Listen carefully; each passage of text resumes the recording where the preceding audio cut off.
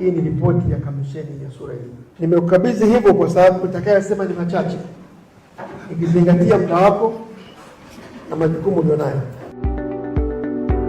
Nitumie nafasi hii kusisitiza mambo machache. La kwanza, ihakikishe matumizi ya tehama na mizani za kidigitali kwa vyama vya ushirika inaendelea kutiliwa mkazo. Tunaamini kuwa itapunguza sana udanganyifu kwa wanachama na wakulima.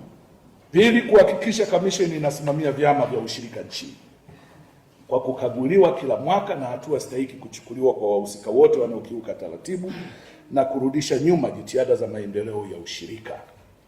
Angalau kwenye vyama vikuu vya ushirika tumeanza kuona mabadiliko makubwa, ingawa nako ni lazima udhibiti uongezeke.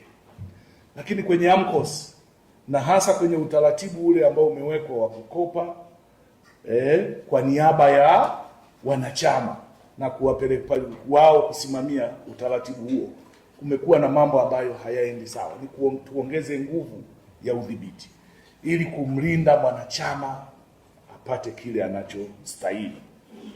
Tatu, kuhakikisha vyama vya ushirika vinakuwa na uwezo wa kutafuta masoko ya nje kwa bidhaa zinazozalishwa na vyama vya ushirika ili kujenga uhakika wa biashara au mnyororo wa thamani wa biashara wanayoifanya.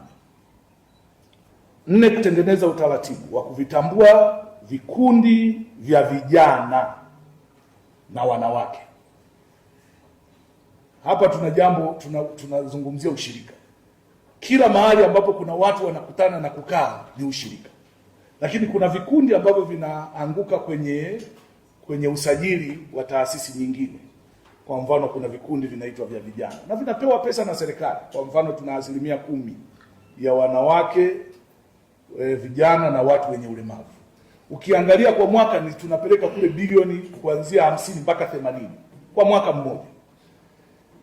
Role yetu kwenye hilo ni nini? Kwa sababu tukiacha tukasema unajua ile ni ya watu wa maendeleo ya jamii, watu wa nini, kile kinachofanyika pale sio ushirika. Sisi tumeingia kuhakikisha tunipate parcel ya hiyo. Tukikaa nyuma tukajiacha tukasema labda kwa sababu anasimamia wengine, sio kazi yetu. Ndio kazi ya msingi ya ushirika, na hiyo ndio inayoweza kujenga msingi wa kwenda kwenye hatua ya tatu sasa ya kuwa na ushirika unaowawezesha mitaji watu na kwenda kufanya nini, kushughulika na shughuli za biashara kwa msingi wa ushirika. Kwa hiyo kwetu hii ya vikundi, nakuta wanasema sisi ni kikundi cha bodaboda, hapa ni ushirika huu, na wengi wakikutana hivyo wanazungumzia swala la kukusanya nguvu ili wafanye jambo kubwa. Sisi tukiingia katikati tutawasaidia zaidi kuwa na picha pana ya nini cha kufanya.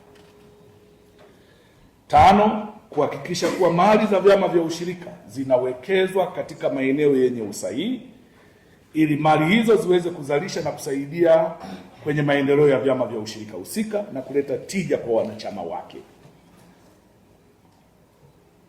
Sita, kuhakikisha kuwa mnaimarisha usimamizi kwenye vyama vya ushirika ili kuwa na viongozi waadilifu na watendaji wenye sifa stahiki ambao watasimamia shughuli za vyama vya ushirika ipasavyo kwa kuzingatia weledi na ubunifu. Na saba,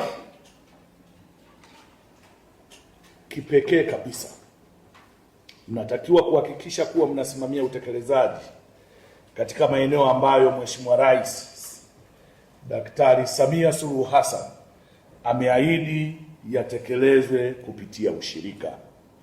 Baadhi ya maeneo hayo ni pamoja na ujenzi wa viwanda, upatikanaji wa huduma za bima ya mazao, huduma ya matibabu na mafao ya uzeeni kwa wakulima. Tukiweka msukumo huo, maana yake tutaongeza wigo wa viwanda, lakini kupitia hiyo tutaongeza tija. Kwa hiyo tutakuwa na vyama ambavyo vina uwezo wa kuwa facilitate wa wanachama wake na bima. Inaeleweka, pamoja na huduma nyingine za msingi. Baada ya kusema hayo, nitamke rasmi kuwa nimezindua kamisheni ya Tume ya Maendeleo ya Ushirika Tanzania kwa kipindi cha miaka mitatu ijayo Asanteni sana kwa kunisikiliza. Mwenyezi Mungu awabariki sana. Asanteni sana.